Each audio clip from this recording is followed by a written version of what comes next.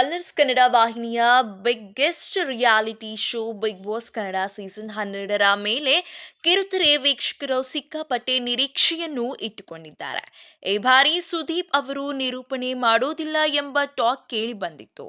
ಇದೀಗ ಅದಕ್ಕೂ ಉತ್ತರ ಸಿಕ್ಕಿದೆ. ಇದೀಗ ಅದಕ್ಕೂ ಪರಿಹಾರ ಸಿಕ್ಕಿದ್ದು ಸುದೀಪ್ ಅವರೇ ಇನ್ನು 4 ಸೀಸನ್ಗಳ ಬಿಗ್ ಬಾಸ್ ಅನ್ನು ನಡೆಸಿಕೊಳ್ಳಲಿದ್ದಾರೆ. ಸದ್ಯ ಈ ಬಾರಿಯೂ ಬಿಗ್ ಬಾಸ್ ಅನ್ನು ಕನ್ನಡಿಗರು ಹೆಚ್ಚು ಪ್ರೀತಿ ಇಷ್ಟಪಡುವುದಕ್ಕೆ ಹೊಸದೊಂದು ಕಾರಣ ಸಿಕ್ಕಿದೆ.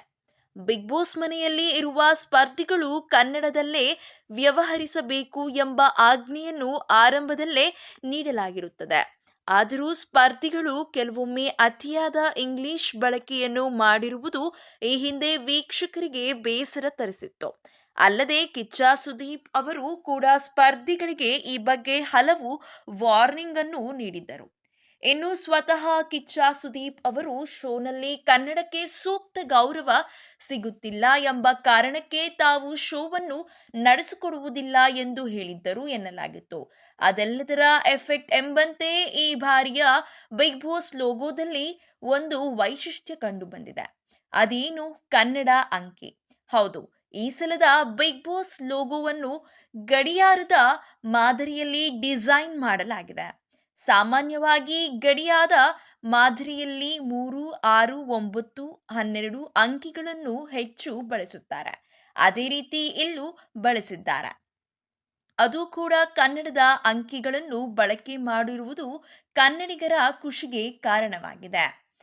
ಕಳೆದ 2-3 ಸೀಸನ್ಗಳನ್ನು ಕುಂಬಳಗೋಡು ಸಮೀಪ ಜಮೀನನ್ನು ಬಾಡಿಗೆ ಪಡೆದು ಅಲ್ಲಿಗೆ ಸೆಟ್ ಹಾಕಿ ಶೋ ನಡೆಸಲಾಗಿತ್ತು.